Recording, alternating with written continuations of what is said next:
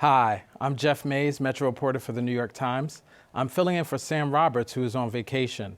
Today, we'll hear from an experimental psychologist who thinks our brains trick us into believing that society is only getting worse, and why that makes us more vulnerable to bad politics. But first, something that truly never seems to get better, especially here in the city: affordable housing. It was in the news again this past week as Governor Kathy Hochul announced several executive actions designed to address the ongoing crisis. Here to remind us that creative and equitable solutions do exist is New York Times Metro Desk reporting fellow Claire Fahy. She recently wrote about a civil rights era housing model that has been spreading across the country as property prices continue to rise out of reach for many. Claire, thanks for joining us. Thanks for having me. You wrote about community land trusts. Tell us a little bit how community land trusts differ from traditional housing models. Yeah, this is a really grassroots model. It's very small scale. There's only 330 community land trusts across the country, but there were only 200 about 5 years ago, so it is expanding. And they work at a really small level. They buy the land that a house sits on, and they offer homeowners basically a ground lease that lasts for 99 years, typically is the length. And then they're only buying the house, not the land, and so that they can offer it at a lower price. And so tell us about the history of how this got started. It was born of the civil rights movement. So Charles and Shirley Sherrod, they organized for SNCC, the Student Nonviolent Coordinating Committee, and they found out that basically people who had worked in organizing for the civil rights movement were getting kicked off of farms. So black farmers who worked on white-owned farms, they were getting evicted. And they needed a solution to this. And so they actually traveled to Israel with Bob Swan and Slater King and a larger delegation. And they toured kibbutz and moshavim. And they decided that kind of the overall social aspects of the kibbutz system wouldn't work. You know, you wanted cooperatively owned land, but independent lives on it. And so they borrowed more heavily from the moshavim settlements. And they came back to the American South and they bought former plantation land and they organized cooperatively on it. So the system was really born as a way to protect people involved in the civil rights movement. Charles Sherrod had a saying, all power is in the land and the land belongs to God. And that was kind of their central mantra. And if you had land, you were stable and you could go from there, is kind of the idea behind it. So looking today, currently, do the land trusts, do they continue to help Black people, minorities? Very much so. So only 45% of most Black households actually own their houses compared to 74% of white households.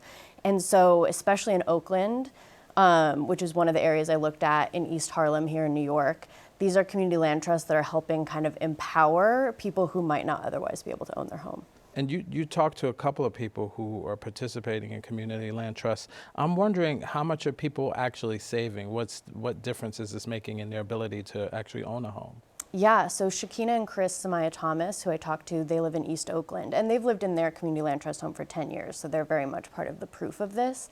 But they bought their house for $132,000, and it was valued at $166,000, so that wasn't a huge difference.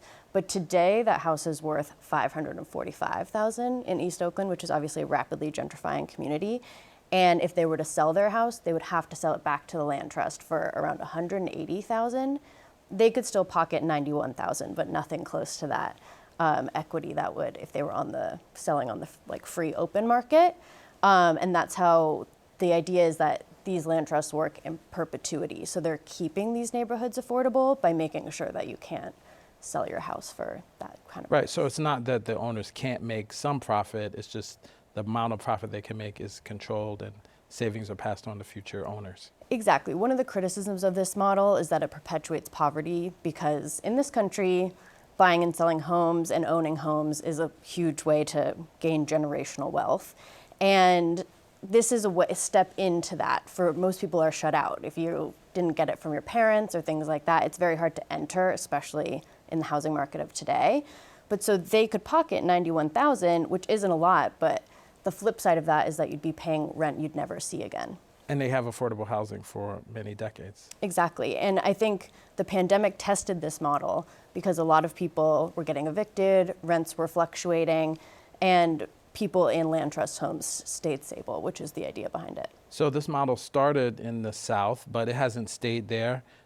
Some people in New York are trying to also use this model, where we know affordable housing is one of the biggest issues in the city. Tell me what's happening in East Harlem. Exactly. So I talked to the East Harlem El Barrio Community Land Trust, and in 2020, so during the pandemic, they bought 4 buildings in East Harlem for $1 each from the city. So these were derelict buildings that had fallen into disrepair. And that's another aspect of land trust, is they will do up homes and kind of refurbish living spaces. And now the units in those 4 buildings, around half are going to be saved for people making less than the median income in the area, which is around $35,000, I believe, and an additional 6 units are going to be saved for people transitioning out of the city's shelter system. So it's 4 buildings, that's a drop in the bucket here in New York. And so scalability of this model is quite a challenge, but what they really need is funding, so that you're not always going to be able to buy a building for $1, so they need to be able to go out and kind of buy more inventory, essentially. So how affordable is this making the rent, and is it long-term affordability? Because we're talking about renting as opposed to owning. Yeah, so 2 bedrooms, a 2-bedroom apartment in those buildings will be priced anywhere from $770 a month to $2,600 a month. It'll depend on your income, your situation. And the idea behind this too is that the land trust owns the land these buildings are built on. So once again, that kind of factors into the lowered rent. And another thing that the land trust will do is, because they do this in the Bronx as well with the Bronx Community Land Trust, is an issue in New York is your building can go up for sale while you're living in it. Your landlord can sell the building from beneath you. And if that happens, land trust will also come in and help residents organize to kind of buy the building themselves, make sure they don't get displaced and a developer comes in and flips it. So there's added security. Even though these people are renting, there's still added security to this housing. Now, we've talked about residential properties so far, but is this also a tactic, a tool that's being used in terms of commercial properties as well? Yeah, definitely. I think the key aspect of this model is its adaptability. In New York, it's for apartments. In East Oakland, it's for homes. And then in LA, an organizer named Akil West is using it to basically fight gentrification in a neighborhood called Leimert Park. That's where he lives. And he was noticing that kind of chain businesses were coming in and pushing out Black-owned businesses. And so he organized to buy a commercial building, basically a strip mall, on the main thoroughfare of Leimert Park. And he's now renting out those units in that building to independent store owners, and they rent for 10 to 20% below market rate. So once you have the community land trust idea behind you, you can use it in a couple different ways. And originally, Black farmers benefited from this system as well, right? Do you know what's happening with that? Are Black farmers still using this system in the South? Yeah, so new communities, they faced a lot of issues. Obviously, it was a contentious time, and people were trying to run them off of their land because it was the largest Black-owned tract of land in the country at that time. They were facing a lot of political challenges. There were a couple grants that didn't come through because of political pressures. So they actually foreclosed on the original new communities. But they won the largest buyout in Pigman v. Glickford, which was about discrimination of Black-owned land and homes at the time, and farms specifically.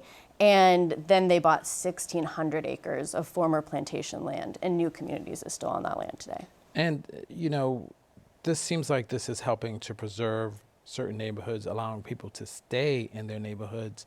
So individuals are benefiting, but are the communities or neighborhoods themselves benefiting from the use of community land trusts? Definitely. I think community is kind of the first and foremost aspect behind the community land trusts, obviously. They're run by people in the community. The realtors and community land trusts are from the neighborhoods they're representing. You have to have ties to the neighborhood in order to buy. I, in New York, could not just go to East Oakland and try to buy a land trust home.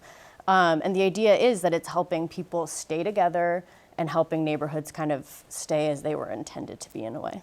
So you have commercial, residential. There are also life estate community land trusts. Tell me about that. What is that doing for older people in this country? Yeah, building off your last question of keeping people together, there's a neighborhood north of San Francisco in Marin County called Point Reyes, and its median age is 65 years old.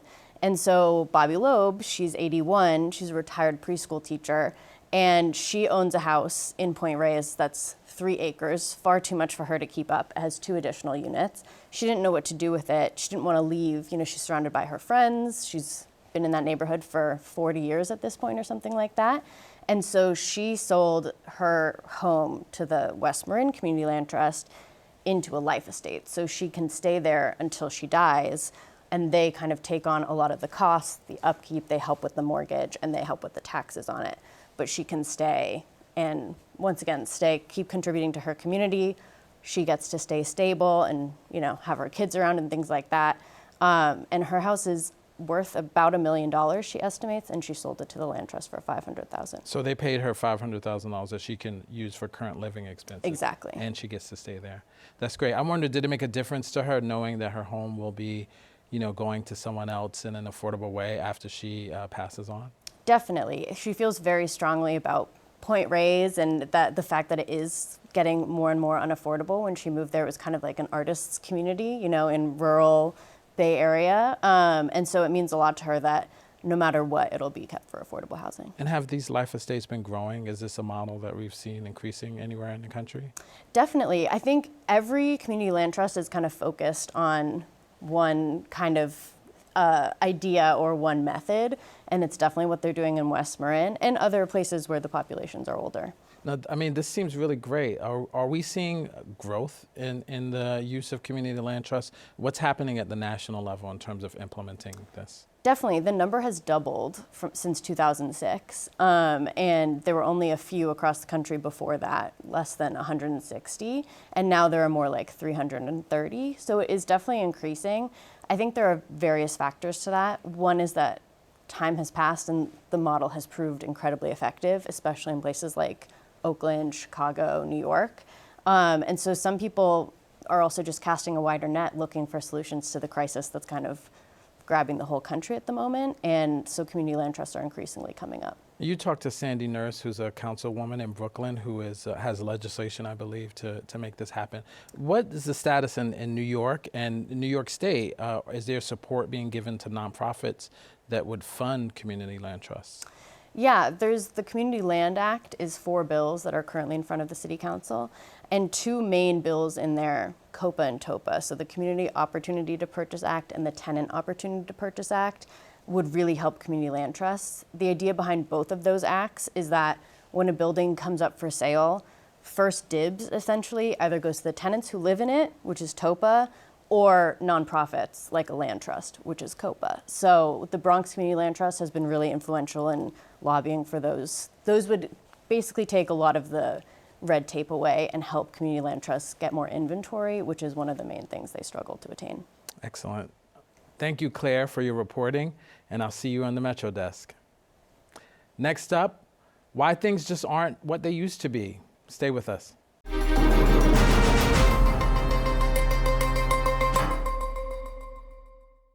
Make America Great Again is a campaign slogan that conjured up an image of a golden age for some and helped put one of America's most polarizing public figures in recent memory into higher office. Why did Trump's not-so-veiled message of moral decline resonate so well? Our next guest believes he has the answer, and he says it happens to all of us. Experimental psychologist Adam Mastroianni's thought-provoking research recently appeared in the New York Times, and he's here to explain why we can so easily be fooled. Adam, thanks for joining us. Thanks for having me. So maybe first you can tell me what exactly is an experimental psychologist? It's a person who puts people in situations and sees what happened to them. So I'm trained as a social psychologist, so I research social interaction, people's perceptions of the world around them. Basically, it's the kind of psychologist that can't help you with your depression or anxiety or any of your other practical problems, but might help you understand yourself. Great. So we mentioned President Trump, and thinking back to his inauguration, he talked about American carnage and painted a picture of America in decline with closed factories and dangerous streets. I'm wondering what is the significance of a vow like that to sort of restore a golden age in politics? Yeah, when I actually give talks about this research, I begin with the final lines of Trump's inauguration speech, which end with, we'll make America safe again, we'll make America proud again, wealthy again, safe again, and great again. And I argue that the most important word that he uses isn't, safe or proud or America or wealthy. It's again, because that word very quickly evokes this idea that things are bad now, but they were once good and they can be made good once more. And that's actually a message that aspiring leaders have used throughout history, throughout all of recorded history. We have people making similar claims that, yes, things are bad right now, but if you just put me in charge, I can bring back the good times. And I think that's pretty significant, both because we see it so often throughout history, but also because it really seems to resonate with people, which I think is an interesting psychological question as to why does that idea seem to grab hold of people's attention and influence their voting behavior. And certainly, Donald Trump is not the first politician to use that tactic. Have there been other historical leaders who've also used that tactic on the public? Yes. I mean, some of the earliest I found were Caesar Augustus in ancient Rome, but also the Medicis in Renaissance Florence. If you look at any of the dictators throughout history, Adolf Hitler also makes this claim that we are in a moment of unique crisis, but I can bring back the good times. And of course, sometimes they're right that there is a moment of crisis then. Whether they are right that there was a good time and whether they can bring it back, of course, is a separate question. And I mean, personally, looking at Donald Trump's speech, a lot of people feel that it was also filled with racial animus as well. Is that part of this idea of restoring a golden age? Did your research look at that at all? So my research focused on one part of claims like this. So rather than just everything is worse now than it used to be, claims about people's interpersonal goodness, the way that they treat other people isn't as good now as it used to be. And actually, when you ask people about the racial animus part of that question, do you think people are more or less tolerant than they used to be? People actually say we're more tolerant. They think that has improved, but they think that overall people are less kind, less nice, less honest, less ethical, and overall less moral than they used to be. So is this belief in the idea that there is a golden age, that's not just limited to Americans, right? We're not the first ones to experience that. Yeah, in fact, so the first thing that we did in this paper was collect data that's been gathered all over the world where people are asked questions like, is moral decline a problem in your country? And in every single country ever surveyed, so this is nearly 60 countries all over the world, a majority of people say yes. So there's never been a country that people have surveyed where people have said, no, people in my country are better today than they used to be. Everywhere you look, whether it's in Western educated, industrialized, and rich nations, or nations that aren't Western or aren't industrialized or aren't democratic, you find the same thing. That people everywhere seem to think that people are less good today than they were at some point in the past. So your research found that there is a cognitive bias that leads people to have this perception. I'm wondering if you can tell us a little bit more about that. What evidence did you find that there is this sort of cognitive bias? Yeah.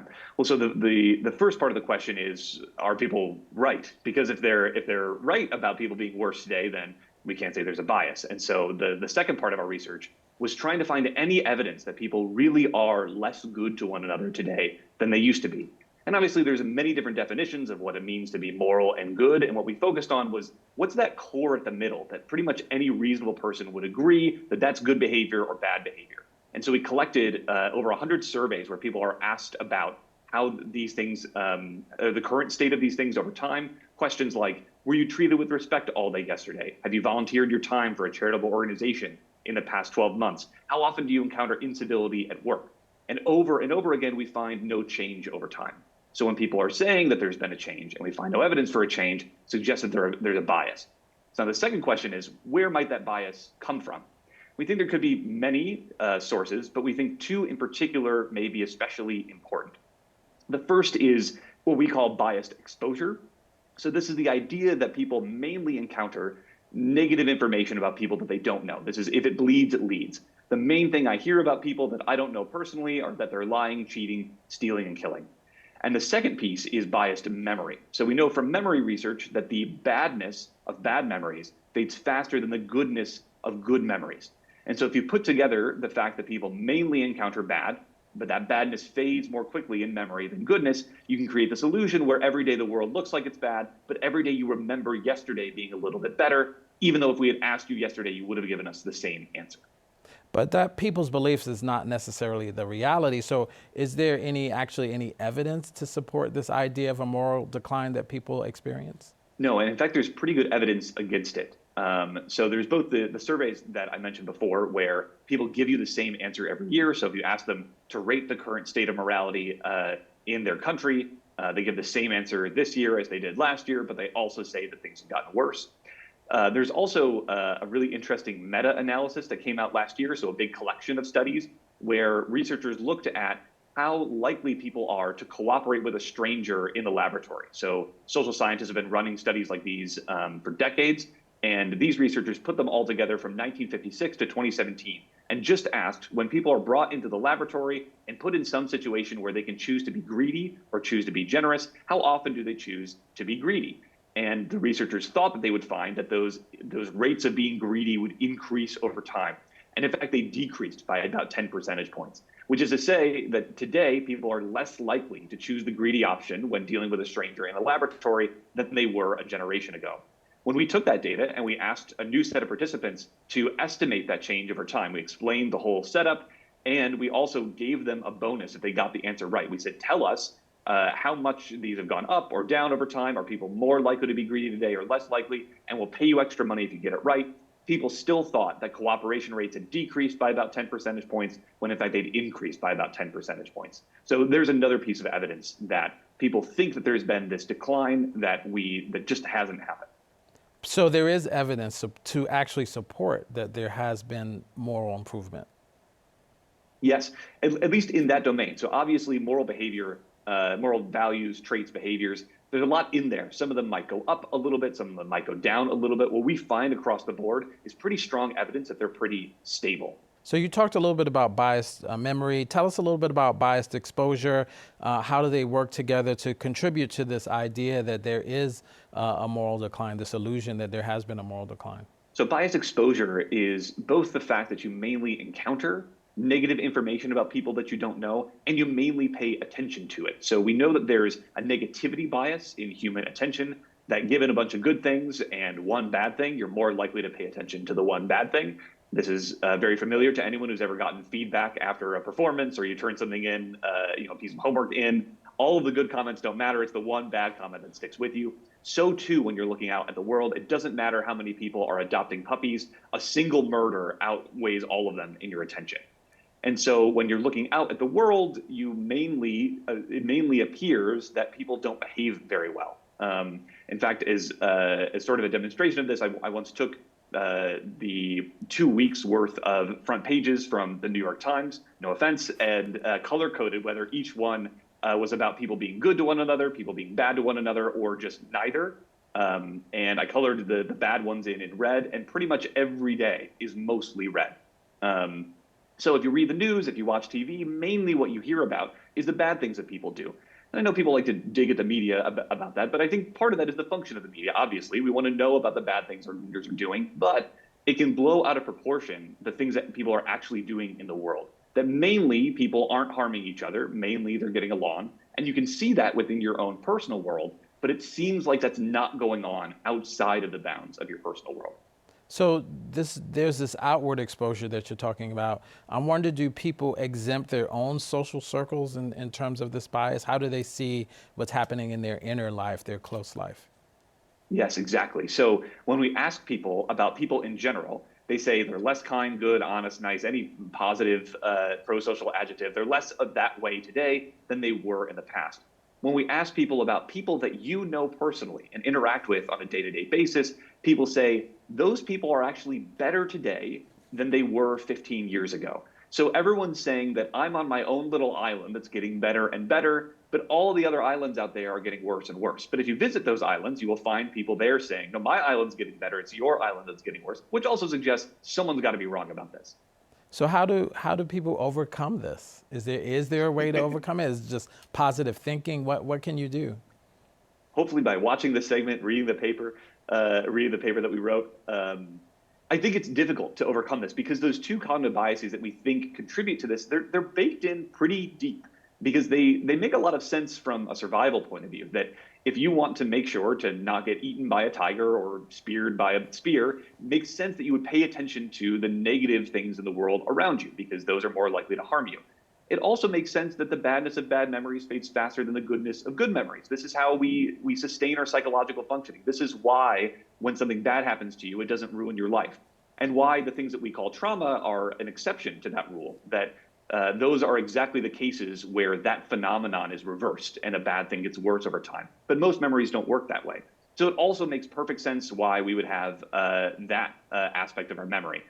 The unfortunate side effect of putting those together is that we become susceptible to the illusion that things seem bad now, but it used to seem like they were good. And I wouldn't want to flip off the switch on those two biases just to turn this one off because they are doing other things elsewhere. I'm wondering, do people think that the government should be involved in sort of correcting this belief that there's a moral breakdown? And then also, we talked about politicians using this for not so good reasons.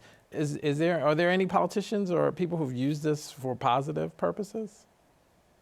Yeah, so to your first question, yes, people do believe. In 2015, there was a survey asking Americans about various things that should be priorities of the government. And when asked about moral breakdown, 75% of Americans say that one of the government's priorities should be addressing the moral breakdown of the country. Which, there's many problems that the country has that are real. This one is mainly imaginary, so maybe we shouldn't be wasting our time doing that when there's many other things we could be trying to solve. As to whether people have used this positively, I think it can be that this could be a call to action that, things are getting worse, let's stop them from getting worse. Although I don't have evidence that speaks to this, but I sort of doubt how effective that is, that I think you actually inspire people by getting them to make good things better rather than scaring them into trying to prevent a bad thing from getting worse, especially when this thing hasn't actually happened. And so I would rather that our message to people be like, there are many bad things in the world. Our time is not unique in that. In fact, in many ways, it's much better. What we really want to do is continue the progress that we've made and solve the problems that remain. If you think that we're all going to hell in a handbasket and really what we need to do is change everything, I think you're going to break a lot of things that aren't broken. Thanks, Adam, so much for joining us today. Well, that's it for today's show. I'm New York Times Metro Desk reporter Jeff Mays, filling in for Sam Roberts. Sam will be back in the host chair next week. See you again soon on CUNY TV.